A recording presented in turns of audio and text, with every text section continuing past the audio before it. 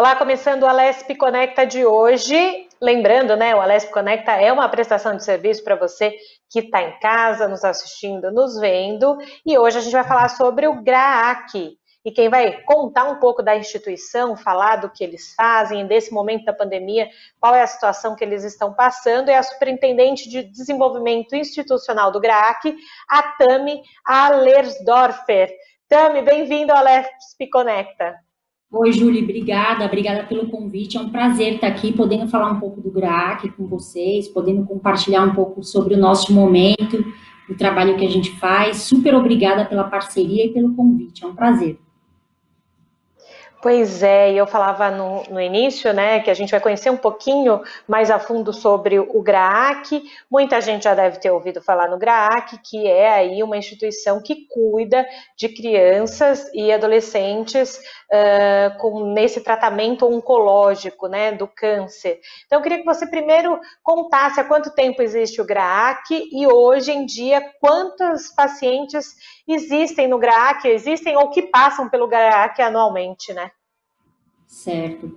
O GRAAC é uma instituição nova, né? O GRAAC vai fazer 30 anos no ano que vem, só que a gente conseguiu atingir uma proporção muito grande de atendimento e referência na cura do câncer infantil. Então, ao longo desse tempo, o GRAAC investiu muito no crescimento do seu complexo hospitalar e se especializou na cura de crianças e adolescentes com câncer. Então, para a gente, tem sido muito importante toda a ajuda da comunidade para que a gente possa, num primeiro momento, ter os casos diagnosticados precocemente encaminhados para o nosso hospital e também ter a ajuda da comunidade com apoio financeiro, que é o que faz o GRAAC hoje se manter, se sustentar e continuar atendendo tantas crianças. Para você ter uma ideia, Julie, hoje o nosso complexo hospitalar, ele tem cerca de 8.400 metros quadrados, ele fica aí perto de vocês, na região da Vila Mariana, Vila Clementino, e a gente recebe crianças do Brasil inteiro que vêm em busca de tratamento, em busca da cura. Né? Essas crianças que chegam no nosso hospital, elas podem chegar já com um diagnóstico de câncer para iniciar o tratamento, ou elas podem vir com um sintoma identificado por algum agente de saúde, por algum pediatra, e aí a gente faz o diagnóstico preciso e ela inicia o tratamento no nosso hospital. Como você tinha me perguntado, falando em números do GRAAC, para você ter uma ideia, a gente chega a receber por ano, né, a gente tem um número que a gente chama de casos novos. O que é caso novo? É a criança diagnosticada com câncer. Essa criança, ela passa por um procedimento de todos os exames necessários para se confirmar. Se a gente fizer uma conta, em média, por dia útil de acompanhamento, a gente está falando de duas crianças que estão chegando no nosso hospital por dia para um tratamento complexo e longo, porque o tratamento inicial pode levar de 1 a 2 anos para acontecer. E depois que ele termina, a criança entra numa fase que a gente chama de acompanhamento e manutenção, que é saber como que está sendo o efeito dela depois do tratamento, para saber se realmente se curou, então ela volta para fazer exames de acompanhamento, para ver se aquele tumor não vai voltar, se ele recidiva e tudo mais. Então, esse nosso paciente, ele fica aqui com a gente cerca de 7 anos, né? Então, você imagina que todos os anos a gente recebendo cerca de 400 a 450 novos casos, mais a massa que a gente tem ao longo da história do GRAAC, a gente chega a atender por ano mais de 4.400 crianças no nosso hospital. E isso faz com que o GRAAC, além de ser referência no tratamento do câncer infantil, seja um dos maiores no nosso país em recebimento de casos e de tratamento de casos de criança e adolescente com câncer. Então, hoje, o nosso hospital, ele é equipado e ele está preparado para fazer desde o diagnóstico, para fazer todo o tratamento, e quando a gente fala do tratamento, a gente está falando do tratamento integral, que envolve todas as etapas do tratamento, seja quimioterapia, radioterapia, cirurgia, internação e tudo mais, da mais alta complexidade que se possa imaginar, e a gente também está preparado para cuidar desse paciente pós-tratamento.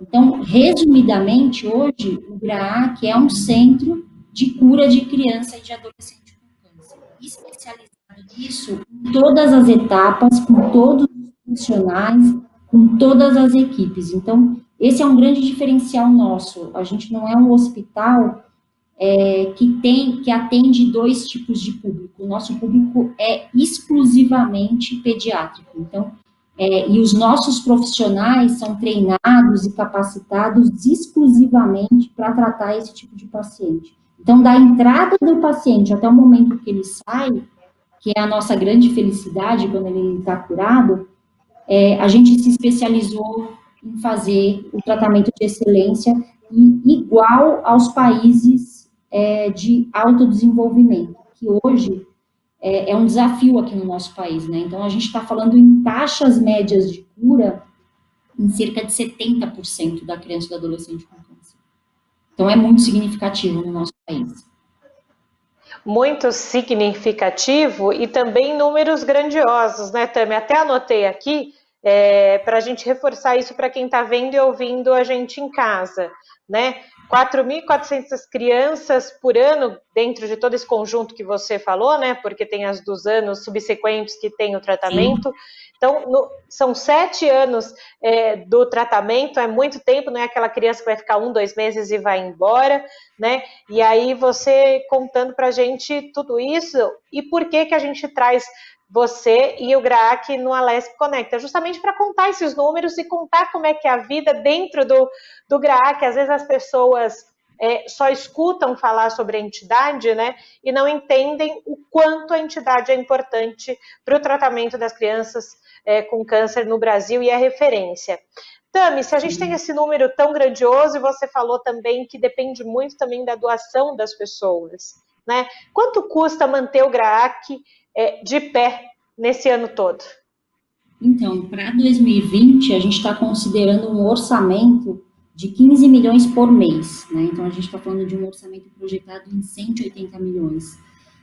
O custo do tratamento da criança com câncer, ele é muito alto, e a gente não tem se impedido de fazer qualquer investimento no que seja o mais moderno no tratamento, se a gente puder trazer mais chance de cura para essa criança e maior conforto para ela pós-tratamento. Então, eu vou te dar um exemplo muito típico nosso, que a gente tem um centro cirúrgico hoje, que a gente investiu com recursos, obviamente que esse investimento veio de doadores, o que é muito bom, e isso possibilita a gente estar na linha de frente, né? Então, o fato da gente ter pessoas que apoiam a gente durante muitos anos e muitos parceiros faz com que a gente possa estar no limite do conhecimento e ter os equipamentos da mais alta geração para colocar no nosso hospital. Então, em diversos momentos, a gente foi um dos primeiros hospitais no Brasil a receber certos equipamentos. A gente acabou de comprar, inaugurou no ano passado, uma ressonância que é a única que tem em São Paulo, que é uma ressonância que faz uma imagem de corpo inteiro do paciente da mais alta tecnologia que você possa imaginar, né? E esse centro cirúrgico que eu estava contando para vocês é um centro cirúrgico que a gente conheceu, a gente teve a oportunidade de conhecer num hospital na Europa, e é um centro cirúrgico onde ele tem uma ressonância portátil. Então, você imagina que, eu acho que a maioria das pessoas que estão assistindo a gente já teve em algum momento que, ou se não entrou dentro de uma máquina de ressonância para fazer um exame, mas já deve ter tido alguma pessoa próxima que foi fazer esse exame. Então, vocês têm uma noção do tamanho daquela máquina. E existe uma máquina, né, obviamente não é de fabricação nacional, é importada, mas que ela é uma ressonância portátil. E o que a gente faz com essa ressonância portátil? Ela vem num carrinho, ela é muito menor do que o equipamento tradicional, e a gente instalou essa ressonância dentro do nosso centro cirúrgico. Só que o nosso centro cirúrgico, ele teve que ser transformado num bunker por causa dos magnetos que tem dentro da ressonância, porque todo o exame ele é feito através desses ímãs gigantes que tem dentro desse equipamento. E aí a gente reformou todo o nosso centro cirúrgico, colocou todos os equipamentos lá dentro, e a gente tinha uma outra questão, que era que esses equipamentos tinham que ser compatíveis com o magneto dessa ressonância, E tudo isso para quê? A gente, hoje no GRAAC, a gente atende todo tipo de tumor infantil. O tumor infantil mais frequente na infância é a leucemia. Porém, no GRAAC, o tumor mais frequente é o tumor do sistema nervoso central, que é cabeça e espinha dorsal. Só que quando a gente fala nesse tipo de tumor, 90% dos tumores se desenvolvem na cabeça. Então, a gente tem muito paciente que vem em busca de um tratamento desse tumor. Por que no GRAAC a gente tem mais? Porque a gente é um centro de referência de alta complexidade. Esse é um tumor muito difícil, né, de tratar.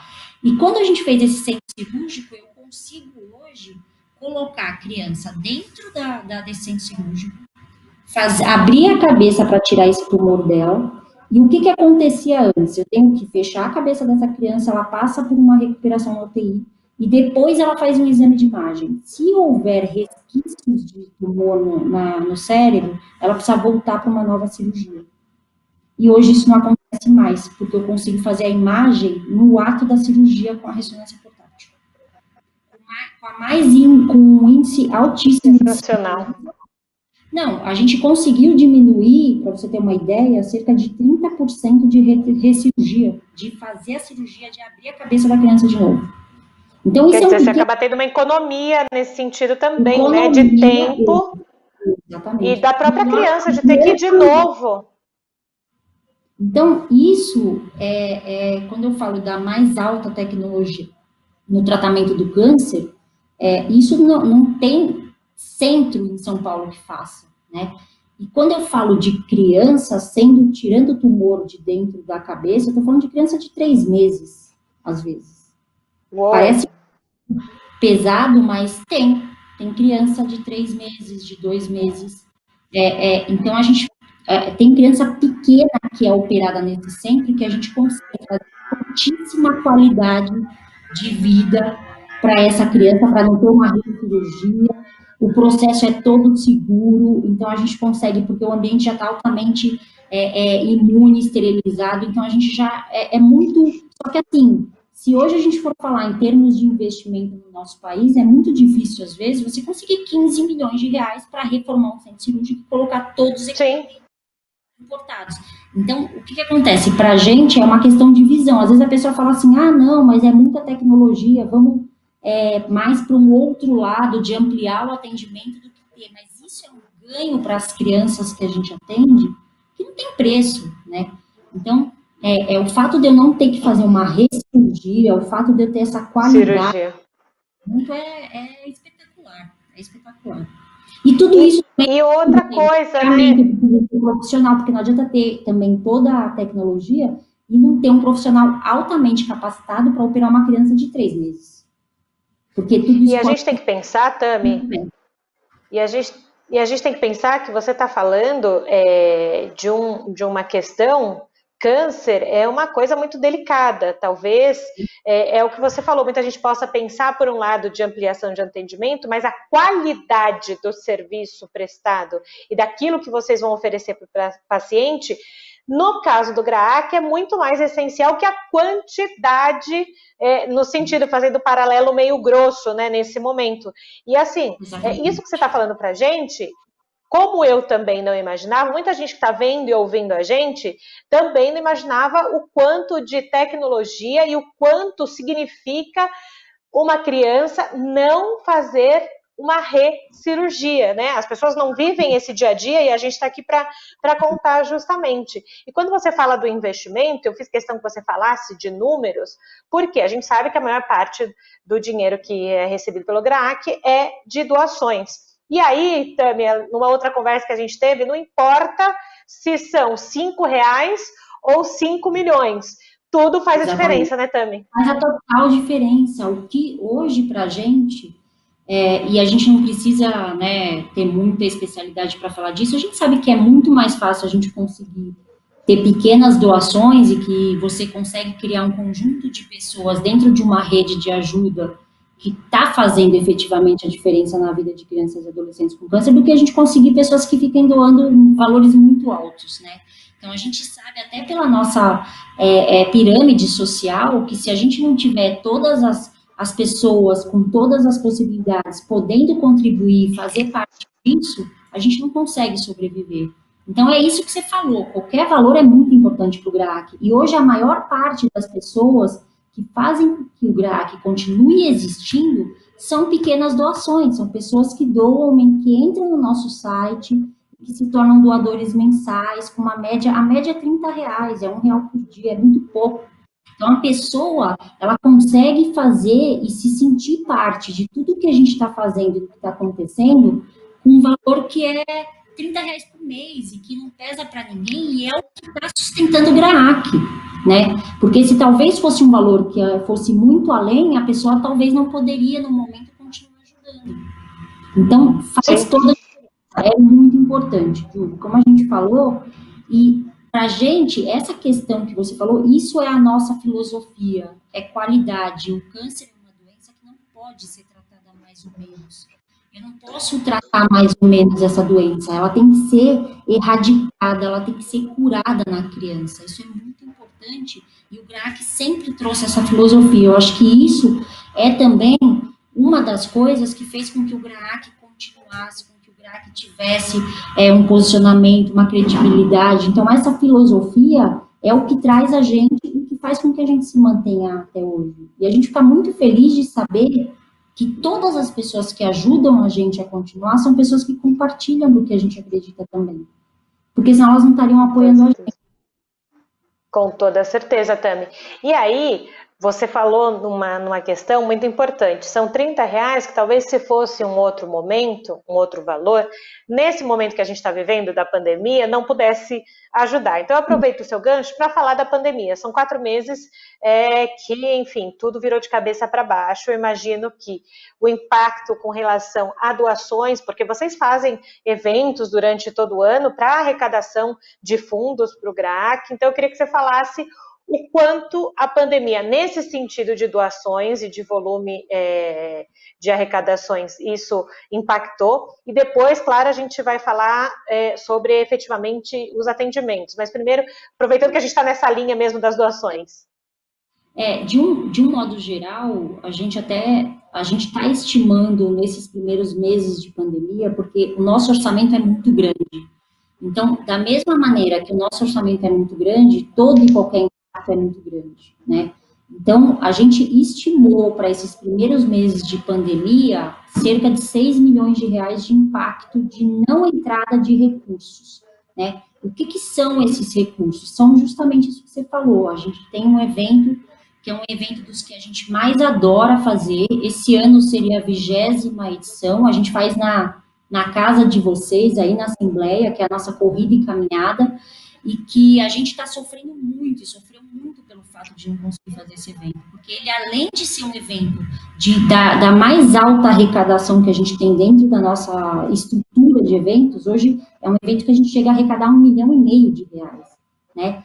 É um evento bonito, é um evento de mobilização, são mais de 10 mil pessoas participando, é um momento que a gente pode levar a nossa causa para as pessoas, tudo é muito bacana, e a gente sofreu muito com o fato de não conseguir fazer esse evento, mas a gente tem que se virar. Eu acho que a gente tem que prezar pela segurança de todos e a gente precisa tomar todos os cuidados necessários.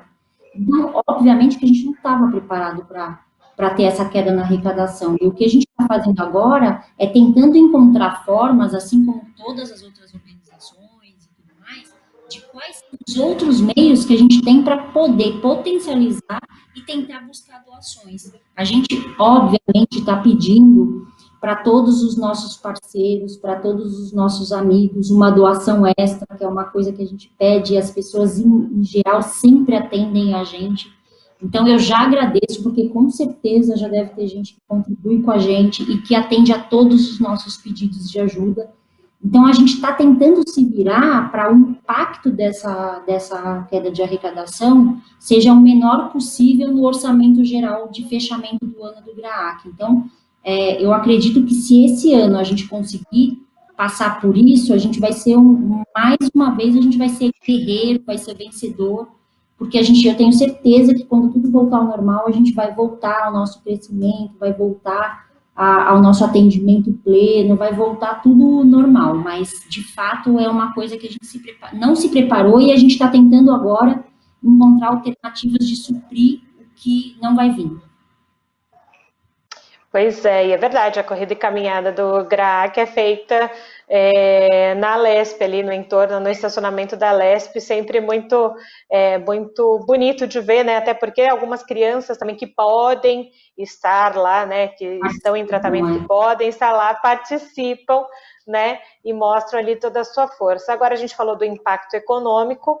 Dentro do atendimento a essas crianças e esses adolescentes, claro, a gente já sabe que por si só é um ambiente de cuidado, né, estritamente com protocolos, mas nesse momento de pandemia, o que vocês precisaram se reorganizar ali dentro? Os tratamentos continuam a todo vapor? Foi feito alguma divisão aí nessa questão de Covid para não transmissão, né? Como é que está esse sentido aí dentro do hospital?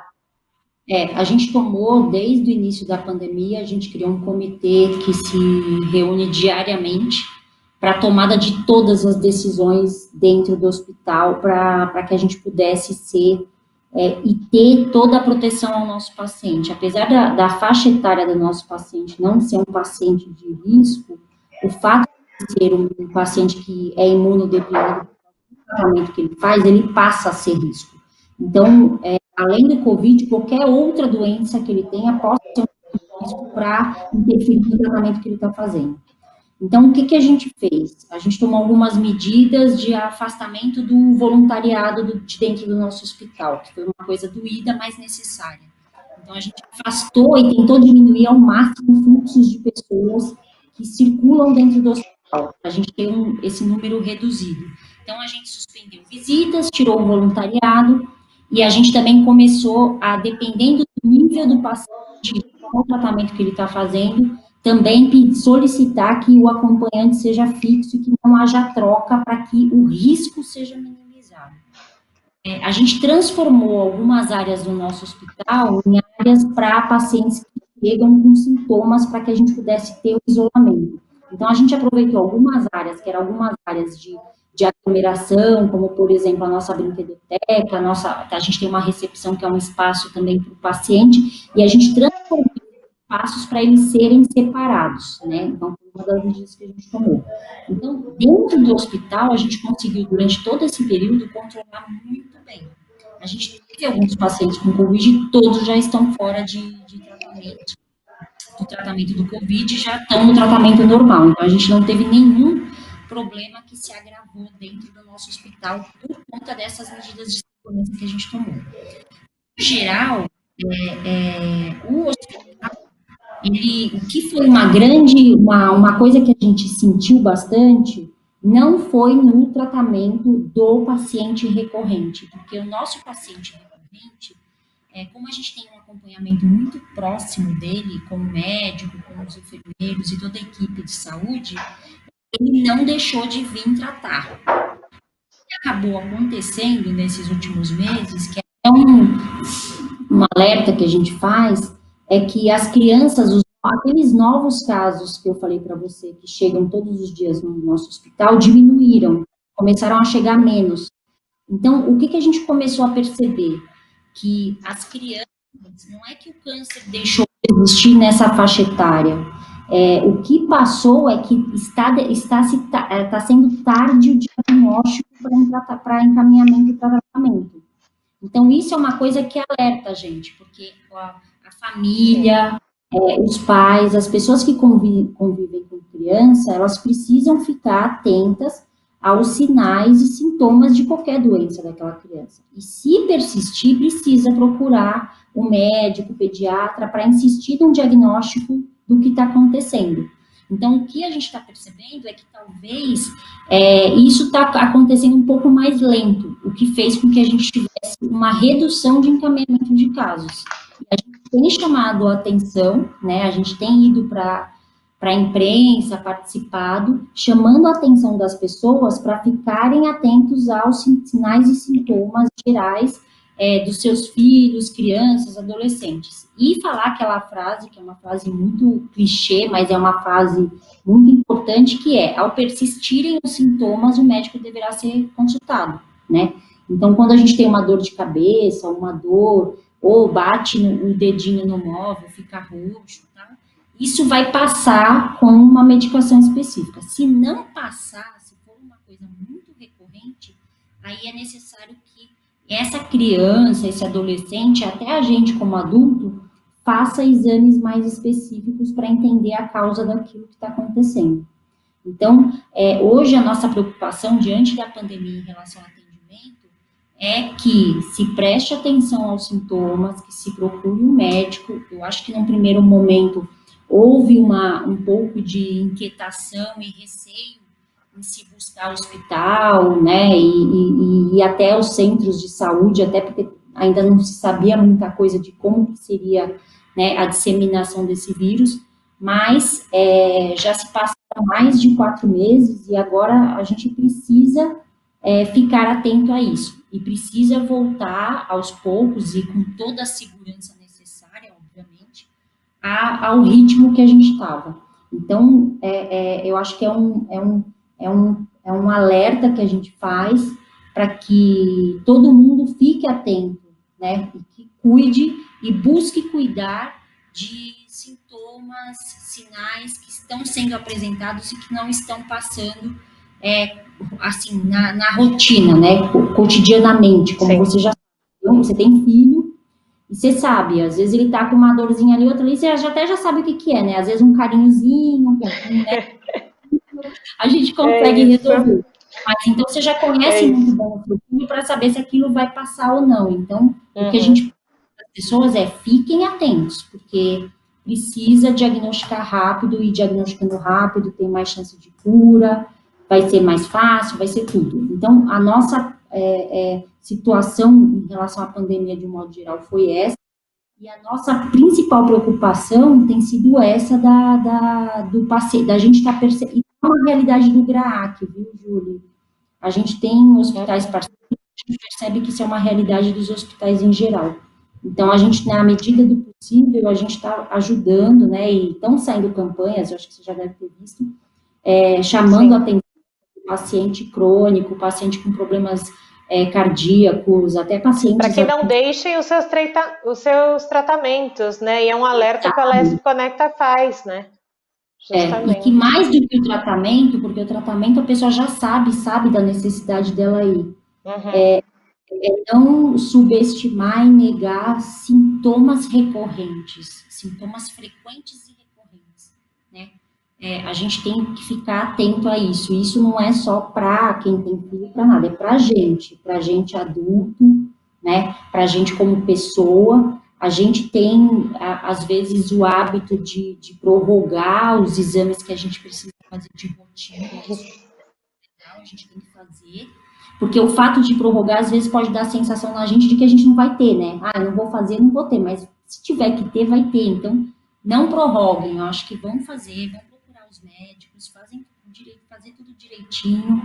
É muito importante para a sua saúde, né, e para que tudo seja melhor e mais fácil. E para a gente do GRAAC, a gente precisa continuar, e o mundo precisa continuar, e tudo precisa continuar, e a gente quer ter pessoas felizes, saudáveis e tudo bem. Então, é um alerta em geral.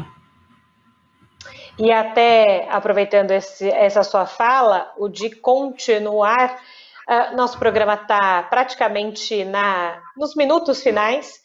Então, para que o GRAAC possa continuar atendendo tanta gente, como a Tami conversou e contou para você que está em casa, para finalizar, Tami, passa o endereço do site do GRAAC para que as pessoas possam fazer sua doação, possam ver como podem, como contribuir, na verdade, para essa instituição tão importante e com números expressivos demais aí que você falou para a gente.